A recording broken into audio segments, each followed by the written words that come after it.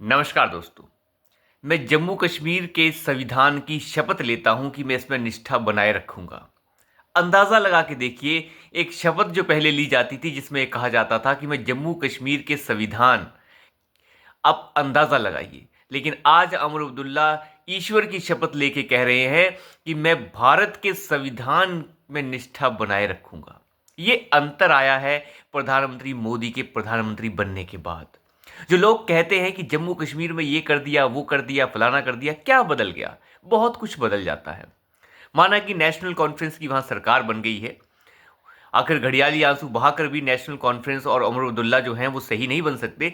लेकिन जो पहले जम्मू कश्मीर के संविधान की शपथ लिया करते थे, आज भारत के संविधान की शपथ ले रहे हैं और साथ ही साथ कह रहे हैं कि मैं यूनियन टेरिटरी जम्मू कश्मीर की शपथ ले रहा हूं। इन चीजों में बड़ा अंतर है। आखिरकार अमर अब्दुल्ला और जम्मू कश्मीर जो है वो अब बदलाव की तरफ है। जम्मू कश्मीर तो बदल रहा है, अमर अब्दुल्ला बदले या ना बदले। जो लोग 70 साल तक शपथ लेते रहे जम्मू कश्मीर के अलग संविधान की, वो आज भारत सरकार और भारत के संविधान की शपथ ले रहे हैं। ये बदला है। और लोग कहते हैं बदला क्या है? ये वही कहते हैं जो कुछ देखना ही नहीं चाहते, जो सुबह शाम सिर्फ मोदी को गाली देना चाहते हैं। वो गाली दें, उससे कोई फर्क पड़ता भी नहीं है, लेकिन जिसे देखना है वो देख रहा है कि क्या बदलाव हुआ है। और जम्मू कश्मीर के अंदर एक सबसे बड़ी चीज जो कल हुई वो ये थी कि जम्मू कश्मीर की उमर अब्दुल्ला की नेशनल कॉन्फ्रेंस की सरकार जो 42 विधायक लेके आई है, उसने एक हिंदू विधायक को भी डिप्टी सीएम बनाया है। आज तक अभी तक ये नहीं हुआ था कि नेशनल कॉन्फ्रेंस अपने कोटे से जम्मू के एक विधायक जो हिंदू विधायक है उसे डिप्टी सीएम बनाए। खैर, ये सब कुछ भी हो गया। लेकिन जम्मू कश्मीर के अंदर जहां पे इंडी गठबंधन बना हुआ है, राहुल गांधी के साथ गठबंधन की सरकार है, वो गठबंधन की सरकार के अंदर उमर अब्दुल्ला ने कांग्रेस पार्टी को कुछ भी नहीं दिया और उनके एक भी विधायक को पार्टी में और एक भी विधायक को सरकार के अंदर शामिल नहीं किया। और कांग्रेस पार्टी आप समझ लीजिए अब सरकार से बाहर हो गई है।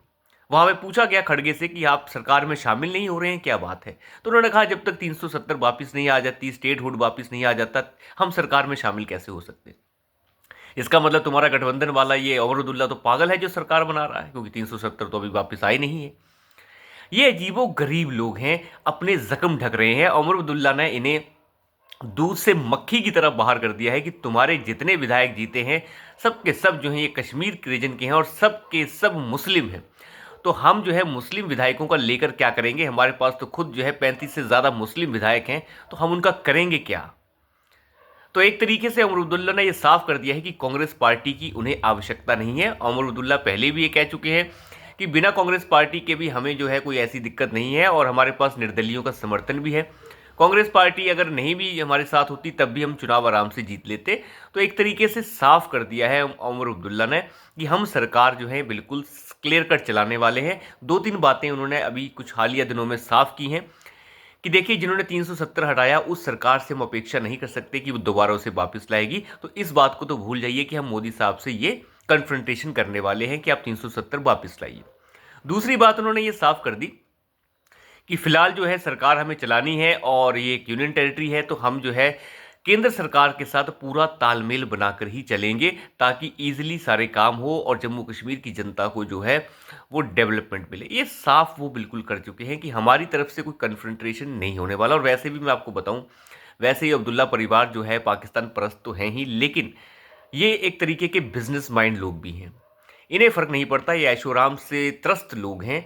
और अगर इनकी सरकार अगर बनी भी है तो उमर अब्दुल्ला वहाँ पर अपनी पार्टी को स्थापित करने की कोशिश करेंगे जो छिन्न भिन्न हो रखी है। उसे स्थापित करना उनकी मेन प्रायोरिटी है, बाकी प्रायोरिटी उनकी कोई नहीं है। भारत का संविधान भी उनकी प्रायोरिटी नहीं है, लेकिन ये मजबूरी है उनकी कि अब ये करना पड़ रहा है और भारत अब ये उनसे करवा रहा है। ये चीज़ अपने आप में बहुत बड़ी बात है। राहुल गांधी का कल चेहरा देखने लायक था कि उन्हें कल शामिल ही नहीं किया गया सरकार में, एक भी मंत्री पद नहीं दिया गया। ये माना जा रहा था कि कांग्रेस पार्टी ने शायद 2 पदों की मांग की थी, लेकिन अब्दुल्ला ने इस चीज से इनकार कर दिया। एक भी मंत्री पद नहीं दिया है कांग्रेस पार्टी को। राहुल गांधी जो इंडी गठबंधन के साथ वहां पे अखिलेश यादव के साथ पहुंचे हुए थे, मल्लिकार्जुन खड़गे पहुंचे थे, प्रियंका वाड्रा पहुंची थी, ये क्या करने गए थे? वहां पे जूते में दाल बट रही थी। ये था हाल वहां पर। जूते में दाल बटना, आप समझ सकते हैं कि किस तरीके के हालात इंडी गठबंधन के वहां हुए। लेकिन एक बात मैं आपको बता दूं, ओमर अब्दुल्ला ने ये जो फैसला लिया है, ये हरियाणा चुनाव के रिजल्ट के बाद लिया है। ओमर अब्दुल्ला को पूरी क्लियर मेजोरिटी भी नहीं है। दूसरी बात, भले ही वो मेजोरिटी के करीब हो, लेकिन उन्होंने देखा कि हरियाणा चुनाव के अंदर हालात भारतीय जनता पार्टी के क्या है, वो मजबूत अभी भी वैसे ही बनी हुई है, तो वो फालतू का कन्फ्रंटेशन नहीं लेना चाहते और कांग्रेस पार्टी के साथ खुद को खड़ा करके बेवकूफ़ साबित नहीं करना चाहते। राहुल गांधी जैसे नेता जो ना सिर के हैं ना पैर के हैं, जिन्हें क्या बोलना है क्या नहीं बोलना है उन्हें पता ही नहीं है, ये भारत जैसे देश को संभालेंगे तो उसे बर्बाद कर देंगे। अमरुदुल्ला को इस चीज़ से तो कोई मतलब नहीं, लेकिन वो ये जानते हैं कि इनके साथ खड़े होकर मुझे कश्मीर में घाटा हो सकता है। तो एक तरीके से देखा जाए तो नेशनल कॉन्फ्रेंस ने अपने आप को सेकुलर दिखाने की कोशिश की है और वो जम्मू के रीजन को वोट लेने की भी कोशिश में आगे रहेगी, ये उन्होंने बताने की कोशिश की है।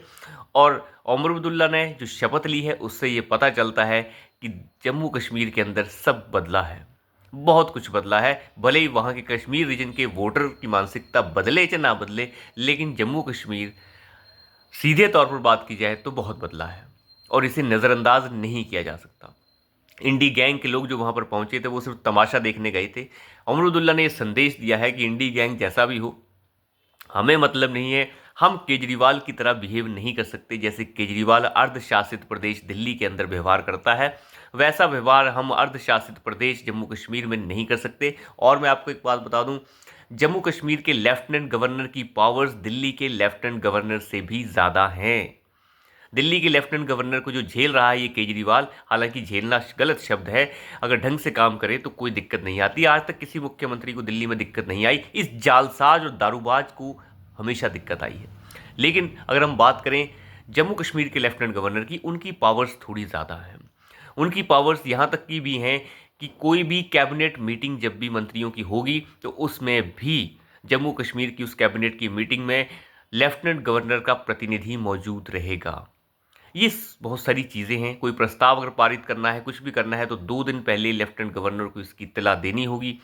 तो ये सब चीज़ें हैं और अब्दुल्ला अच्छे से जानते हैं कि इन चीज़ों के साथ चलना है तो हमें केंद्रीय जो सरकार है उसके साथ मिलजुल कर ही चलना होगा। और पाकिस्तान के वो हालात अब रहे नहीं हैं कि पाकिस्तान के साथ कोई समर्थन लिया जा सके। और अब्दुल्ला को ये भी एहसास है कि सरकार अगर बनानी है तो कश्मीर की सीटों के साथ जम्मू की कुछ सीटें भी चाहिए, क्योंकि कश्मीर में कुछ ऐसी पार्टियां नई पनप रही हैं जो आने वाले समय में अब्दुल्ला की पार्टी को टक्कर दे सकती हैं, क्योंकि मुफ्ती मोहम्मद जो है वो तो ख़त्म हो चुकी है।